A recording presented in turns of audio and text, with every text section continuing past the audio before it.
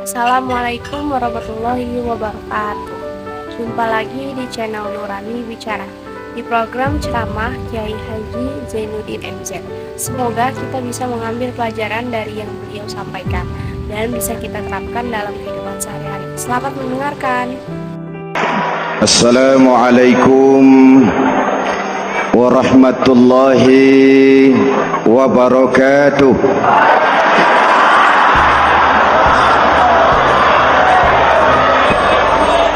Alhamdulillahi rabbil alamin, wassalatu wassalamu ala ashrafil mursalin, sayyidina wa maulana Muhammadin wa ala alihi wa sahbihi ajmain, amma ba'du.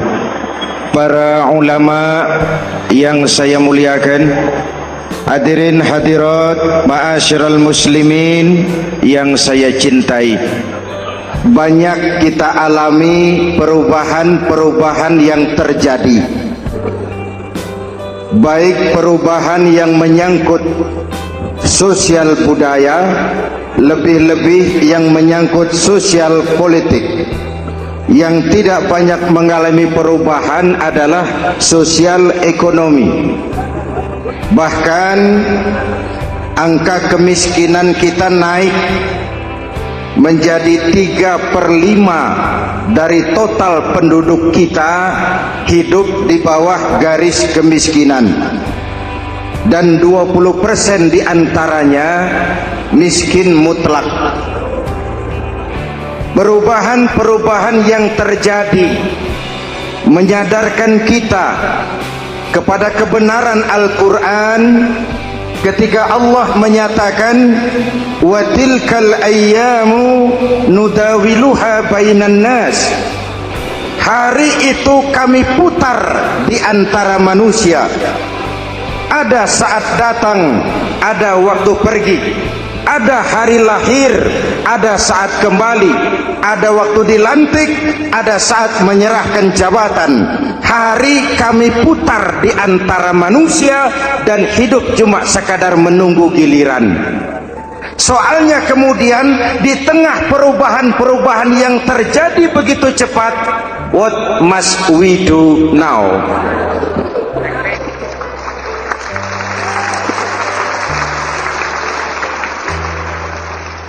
Saya juga nggak ngerti itu. Yang penting kan penampilan. Saudara-saudara kaum muslimin di seluruh tanah air, jadi pemimpin adalah pelayan bagi orang yang dipimpinnya. Okelah, perbaikan ekonomi, pembukaan lapangan kerja baru kita serahkan kepada pemerintah, karena kita percaya mereka orang-orang terpilih belaka yang dipilih dengan kepercayaan akan mampu membawa rakyat keluar dari kesulitan. Amin. Tugas kita sekarang di zaman susah meluruskan akidah. Jangan sampai mbah dukun yang naik ke permukaan. Betul? Islam misinya yang pertama membebaskan manusia dari kemusyrikan. 13 tahun Rasul berjuang di Makkah, menanamkan akidah, meluruskan keyakinan, membentuk iman. 13 tahun membebaskan manusia dari belenggu kemusyrikan. 13 tahun menanamkan la ilaha illallah Muhammadur Rasul dengan seluruh konsekuensinya. Kalau saya yakin tidak ada Tuhan selain Allah, saya tidak akan minta tolong kecuali hanya kepada Allah. Saya tidak akan pernah takut kecuali hanya kepada Allah. Saya tidak akan menggantungkan hidup kecuali hanya kepada Allah.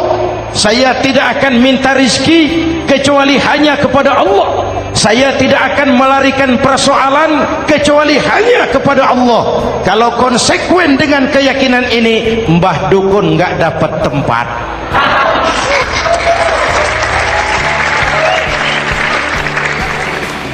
Akur Ayo lihat secara sederhana.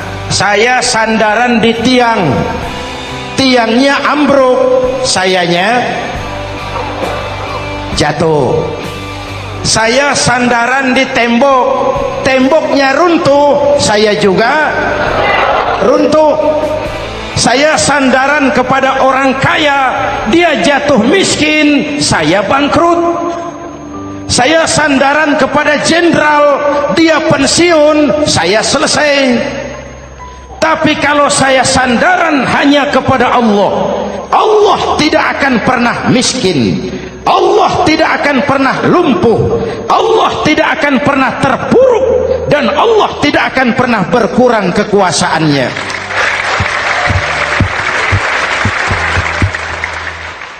Maka umat Islam, sesulit apapun zaman yang kita hadapi, Allah juga tempat kita bersandar. Jelas? Selama ini kita iman dalam ucapan, tapi sekuler dalam perbuatan. Di masjid ada Allah, di kantor Allah tidak ada, maka korupsi merajalela.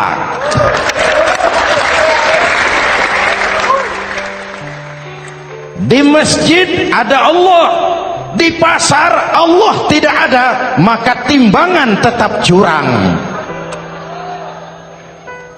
Kita iman dalam ucapan, tapi sekuler dalam perbuatan. Oleh karena itu, sesulit apapun zaman yang kita hadapi, iman jugalah pegangan kita, Allah juga tempat kita bersandar. Boleh zaman berubah, akidah jangan sampai goyah. Karena iman kita hidup, untuk iman kita berjuang, dan dalam iman kita ingin kembali menghadap Allah Subhanahu. Selama ini manusia Indonesia kita lebih banyak diisi otaknya, hati sering kosong, agama dangkal, akidah rapuh, moral rendah. Memang kemudian muncul banyak orang-orang pintar, cuma sayang tidak benar. Indonesia kita bangkrut, Indonesia kita terpuruk, Indonesia kita sakit parah kalau diurus orang yang cuma pintar tapi tidak benar. Kita perlu orang-orang pintar, tapi kita lebih perlu orang benar.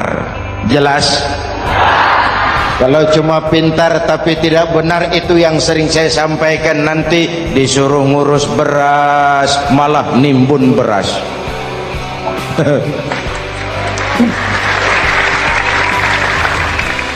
Disuruh ngurus laut malah jadi bajak laut.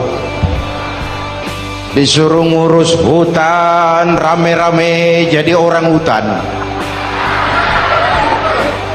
Jutaan hektar hutan Indonesia kita ini merupakan kekayaan sumber daya alam kita yang harus digunakan bagi sebesar-besar kemaslahatan rakyat.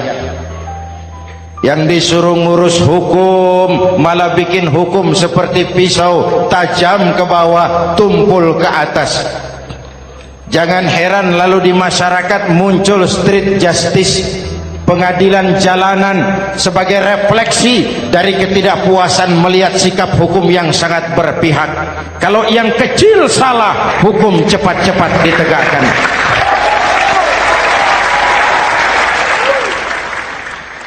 Lihat saja sekarang ini, kalau orang terkenal banyak uang, punya masalah, antri yang bela. Betul? Tapi saudara lihat si Marsinah di Jawa Timur, si Sengkon dan Karta di Jawa Barat, si Udin Bernas wartawan Jogja, terseok-seok mencari keadilan, sampai hari ini urusannya masih remeng-remeng. Kenapa bisa begitu? Jawabannya sederhana, tidak ada fulus. Ada fulus mulus, tidak ada fulus manfus. Betul. Jangan sampai para penegak hukum kita terjebak pada lagu baru, maju tak gentar membela yang bayar. Biar bertentangan dengan nurani, biar bertentangan dengan public opini, biar bertentangan dengan rasa keadilan. Siapa yang bayar itulah majikan. Mau benar atau salah, belain terus. Kalau seperti inilah hukum kita, mafioso keadilan akan tetap gentayangan. Hadirin yang saya hormati, 13 tahun beliau berjuang di Mekah meluruskan keyakinan, memantapkan akidah, meneguhkan iman. Dari situ segalanya dimulai dan ke situ segalanya akan menuju. Intan paling mahal, mutiara paling berharga, tidak lain adalah nilai-nilai keimanan. Kalau itu sudah tergadai, apalagi yang bisa kita banggakan dalam kehidupan ini? Kita merasa harta kita berharga, belum ada artinya ketimbang iman. Kedudukan kita punya nilai pun belum ada artinya ketimbang dengan nilai-nilai keimanan. Itu intan paling mahal, itu mutiara paling berharga. Harta baru ada manfaatnya kalau dilandasi dengan iman. Jabatan dan kedudukan baru terasa gunanya kalau dilandasi dengan keimanan. Kalau jabatan lepas dari iman, yang akan lahir Fir'aun baru. Jelas? Kalau harta terlepas dari iman, yang akan muncul adalah konglomerat Korun. Kalau ilmu pengetahuan terlepas dari nilai dasar keimanan, maka yang akan muncul adalah ilmuwan pelacur yang menyalahkan yang benar, membenarkan yang salah untuk kepentingan pribadi. Dan kondisi seperti itu tidak akan membuat kita makin sehat. Oleh karena itu, pada kesempatan ini, pesan pertama saya, menghadapi zaman susah, tetap jaga akidah, tetap pelihara keyakinan. Kesulitan bukan untuk ditakuti, untuk diatasi. Hidup adalah kerja keras, bukan keajaiban. Perubahan tidak akan datang hanya dengan simsalabim abragadabra. Perubahan tidak akan muncul hanya dengan berandai-andai. Perubahan tidak akan turun dari langit seperti turunnya embun di waktu malam. Perubahan adalah kerja keras, sehingga Al-Quran membimbing kita, innallaha la yughayyiru ma biqaumin hatta yughayyiru ma bi anfusihim. Allah tidak akan mengubah keadaan suatu bangsa kalau mereka tidak mau mengubah apa yang ada di dalam diri mereka. Yang ada di dalam diri itu rule of thinking, state of mind, cara kita berpikir, cara kita memandang kehidupan, cara kita mengatasi persoalan. Hadirin yang saya hormati, inilah iman. Berangkat dari ini kita menyadari ini ujian buat kita rakyat. Dan kita rakyat Indonesia ini kalau sama susah sih sudah kenyang. Ya Pak? Ya Pak? Kita ini sebagai bangsa mengalami apa yang disebut oleh Bung Karno up and down, naik turun, timbul tenggelam, pasang surut. 350 tahun dijajah oleh Belanda, kita susah. Berangkat Belanda masuk Jepang, susah lagi. Pergi Jepang datang nikah, susah lagi. Lalu kita merdeka, dirongrong oleh berbagai pemberontakan, susah lagi.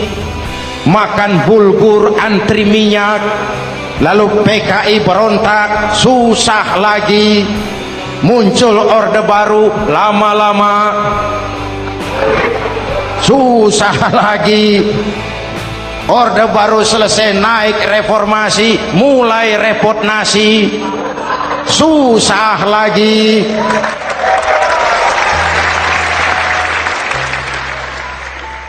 Kalau susah kita ini sudah akrab, sudah intim.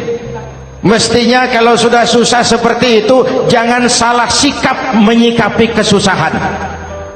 Jangan sampai kita potong kompas, ambil jalan pintas, terjebak menghalalkan segala cara. Itu tidak akan menguntungkan, itu tidak akan menyelesaikan. Kalaupun selesai, nampaknya penyelesaian sesaat, dan penyelesaian sesaat bukan penyelesaian yang sebenarnya. Karena itu tetaplah dalam koridor keimanan. Boleh zaman berubah, akidah jangan sampai goyah. Silahkan masa berganti, tapi keyakinan jangan mati. Sekali la ilaha illallah sampai tetes darah paling penghabisan, tetap la ilaha. Sanggup? 3 orang. Sanggup? 21. Sanggup? Kalau sanggup kita harus konsekuen. Saudara-saudara di seluruh tanah air, misi yang kedua dari Islam setelah membebaskan manusia dari kemusyrikan, membebaskan manusia dari ras diskriminasi, mengikat manusia dengan tali akidah. Sebelum Islam datang, manusia dibedakan oleh warna kulit, manusia dibedakan oleh faktor keturunan, manusia dibedakan oleh faktor harta dan benda. Adalah Rasul yang mengajarkan, innallaha la yanzuru ila suwarikum wala ila amwalikum walakin yanzuru ila qulubikum wa a'malikum. Allah tidak melihat potonganmu, Allah tidak melihat hartamu. Yang Allah lihat itu adalah hatimu dan amal perbuatanmu. Jauh sebelum Amerika teriak-teriak membanggakan apa yang mereka sebut sebagai Declaration of Independence, Nabi sudah mengajarkan kepada kita semua, annas kulluhum li Adam wa Adam min turab la fadla li arabiyyin ala ujamiyyin illa bittaqwa.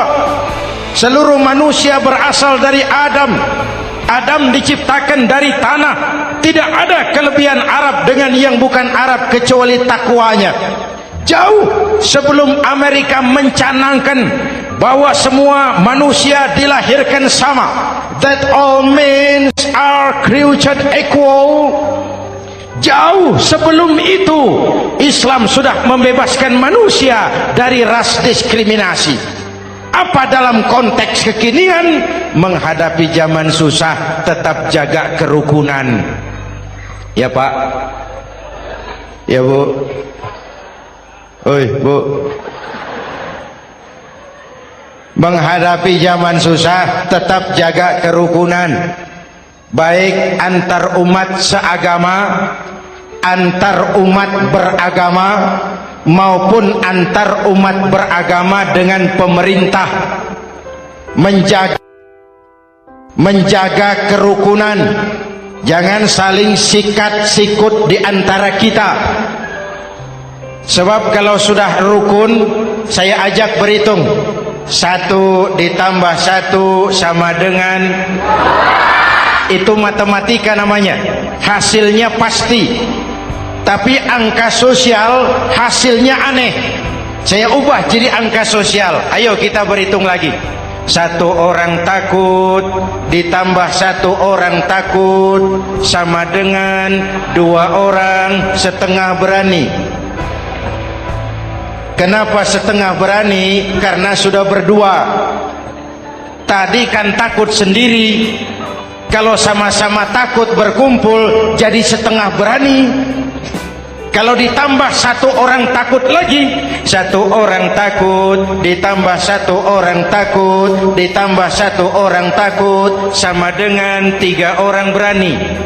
Kenapa jadi berani? Karena sudah bertiga. Kita yang lemah, kita yang marginal, kita yang dikucilkan, bahkan kita yang dilecehkan, kalau mau rukun kita akan kuat dan tidak bakal dipermainkan orang.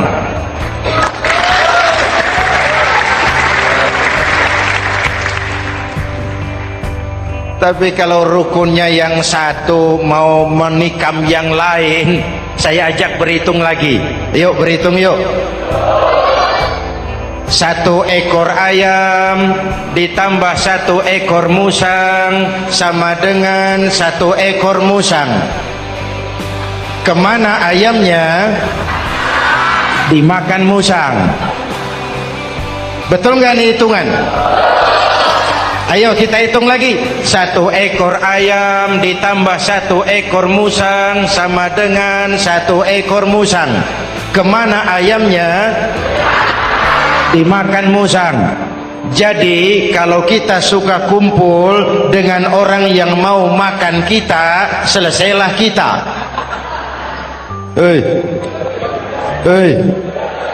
Maka kalau merasa kita ini ayam, yuk kumpul sama-sama ayam, pulang ke kandang ayam.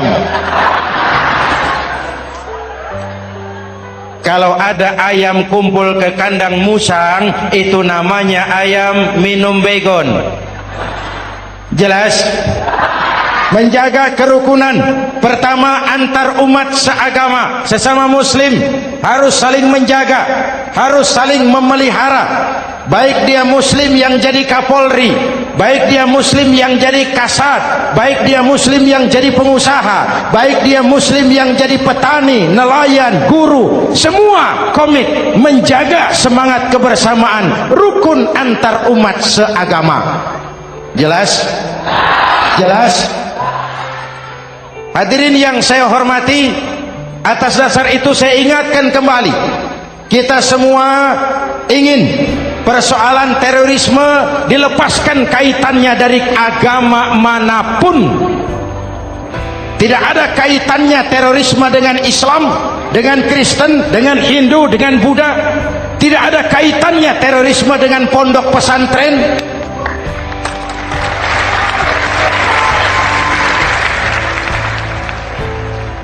Jangan sampai pesantren jadi kambing hitam.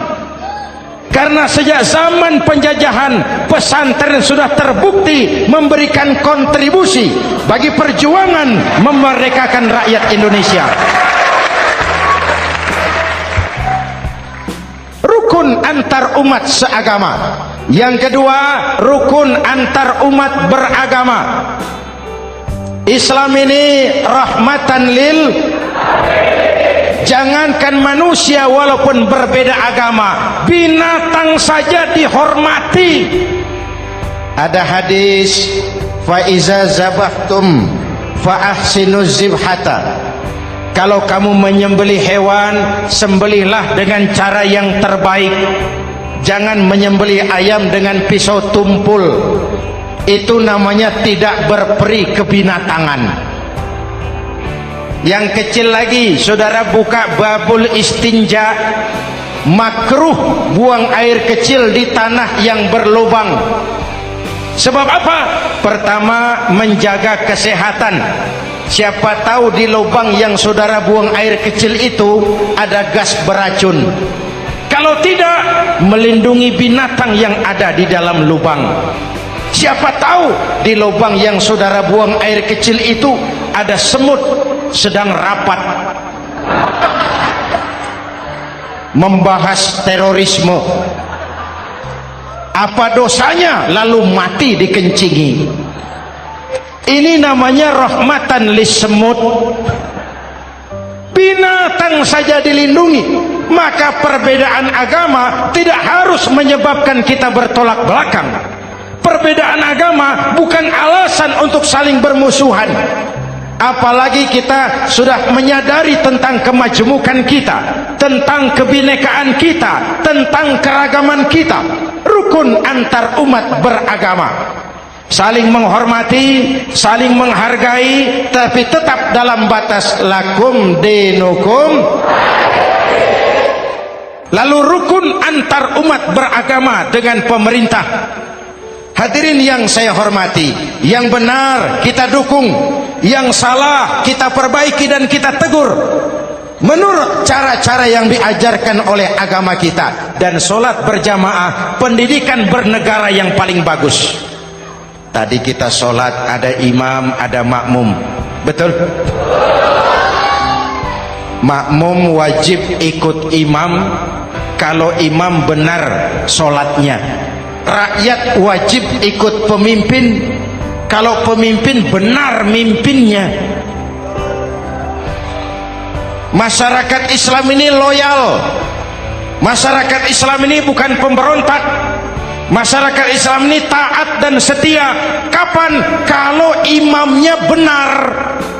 Imam takbir, makmum. Imam ruku, makmum. Imam i'tidal, makmum. I'tidal. Imam sujud, makmum. Tapi kalau imam keliru, mestinya imam ruku malah sujud. Salah imam ini. Tegur. Siapa yang wajib negur? Makmum yang sop terdepan. Anggota DPR.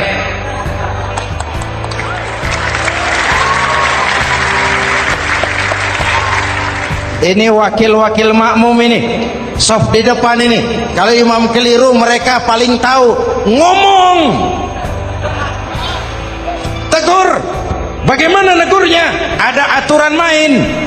Mestinya ruku, imam sujud. Salah ini imam. Subhanallah. Kan begitu negurnya.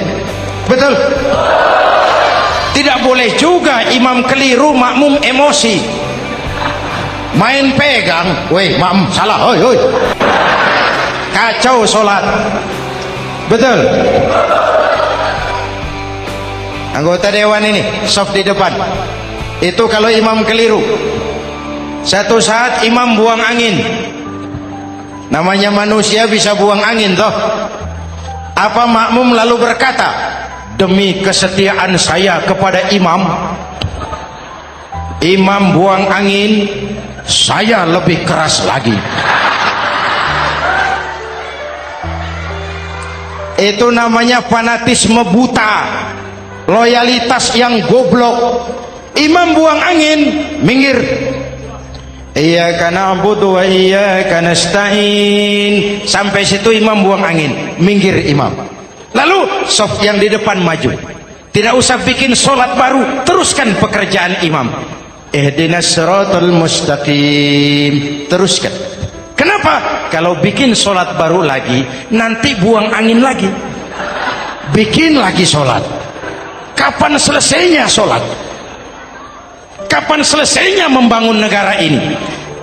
Yang penting imam tahu diri, buang angin, minggir.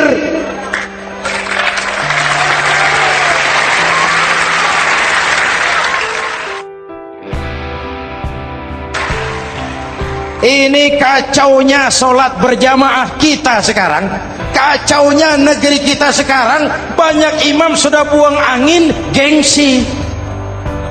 Dia aja merasa nggak punya salah. Dikasih tahu sama makmum, imam tadi buang angin ya, malah jawab sedikit. Apa kalau sedikit lalu tidak batal sholat itu? Mekanisme kehidupan sosial yang diatur lewat tuntunan sholat berjamaah, sehingga Nabi berpesan, kun imaman muta'an au ma'muman muti'an fala takun thalisan jazu'a. Kalau jadi pemimpin, jadilah pemimpin yang ditaati. Kalau jadi makmum, jadilah makmum yang mentaati. Jangan jadi golongan ketiga pemecah belah. Di depan tidak jalan, di belakang takut, ditaruh yang di tengah, di depan didorong, yang belakang ditendang. Ini namanya biang kerok. Saudara-saudara, dari uraian singkat ini saya ambil beberapa catatan pokok. Pertama, kalau ada intan paling mahal, kalau ada mutiara paling berharga dalam hidup kita, itu tidak lain adalah karena keyakinan. Hidup jadi indah, hidup jadi berharga, hidup jadi berarti kalau didasari atas sebuah keyakinan. Dan keyakinan itu tidak lain adalah nilai iman kita, akidah kita kepada Allah Subhanahu wa ta'ala.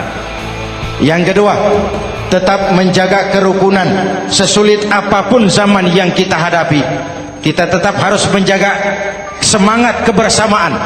Kita harus tetap menjadi lem perekat yang menjaga keutuhan baik sebagai bangsa maupun sebagai umat. Perbedaan adalah wajar, harus dihormati sebagai ciri kehidupan berdemokrasi. Tapi jangan perbedaan menjadi sebab kita bermusuhan, dan jangan perbedaan menyebabkan kita saling berpecah belah. Hormati perbedaan, jangan perbedaan dipandang sebagai permusuhan. Dengan akidah yang kuat dan kebersamaan yang kokoh, ayo kita hadapi kesulitan, kita atasi kesulitan, dan dengan kerja keras untuk menyongsong hari esok yang lebih pasti. Mari kita Fatihah, semoga Allah memelihara kita bangsa Indonesia ala hadhihi niyyah wa ila hadratin nabi. Al-Fatihah.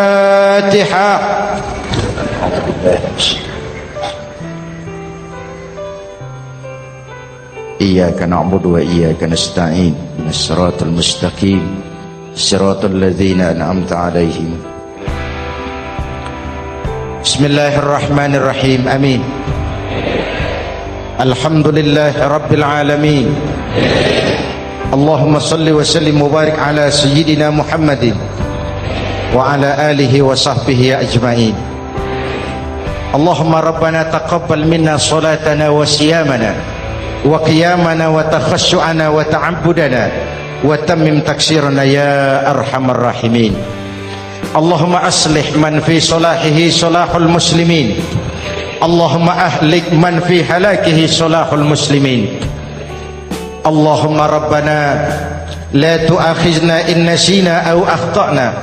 Rabbana wa la tahmil alaina isran kama hamaltahu ala alladhina min qablina.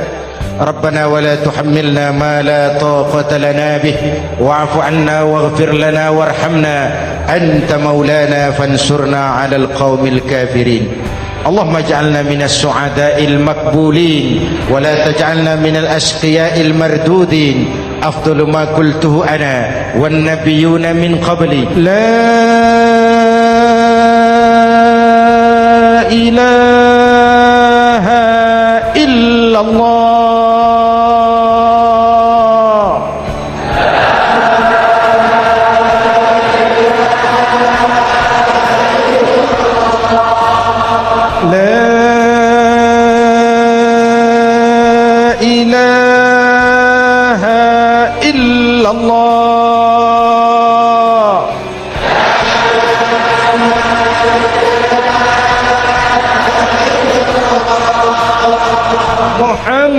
Muhammadur Rasulullah.